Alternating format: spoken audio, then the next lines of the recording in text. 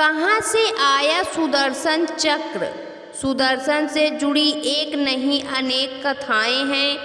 ऐसा कहा जाता है कि सुदर्शन भगवान श्री कृष्ण का ही अंश है और जगत पिता नारायण ने इस शक्ति को प्राप्त करने के लिए घोर तपस्या की थी।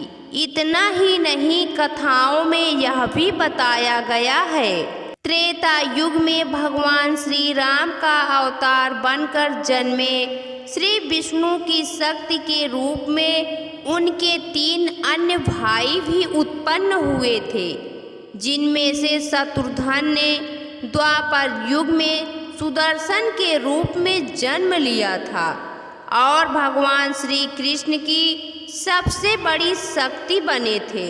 इसके साथ ही एक कथा के अनुसार यह भी कहा गया है कि भगवान विष्णु ने अपने आराध्य शिव जी को अनेकों कमल के फूल अर्पित किए।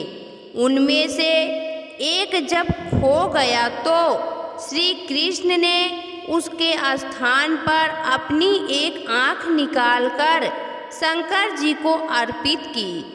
विष्णु जी के ऐसा करने पर शंकर जी उनसे अति प्रसन्न हुए और फिर उन्हें सुदर्शन चक्र के रूप में दुनिया का सबसे शक्तिशाली अस्त्र भेंट किया।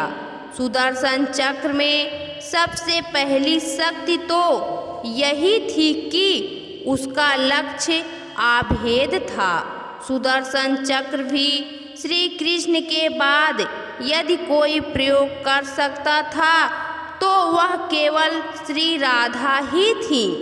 इसके साथ ही सुदर्शन कभी भी किसी गलत भावना से किए गए कार्य को पूर्ण करने में सहयोग नहीं करता था। यदि विष्णु पुराण की माने तो सुदर्शन चक्र में 12 तीलियां थीं। सुदर्शन की 12 तीलियों में 12 आदित्य, 6 नाभियों में 6 ऋतु और 2 युग समाहित हैं।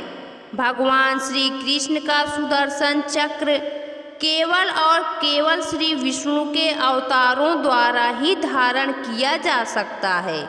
ऐसे में द्वापर युग में श्री कृष्ण ने जब देह त्यागी तो उनके साथ ही सुदर्शन भी पृथ्वी की गर्भ में समा गया।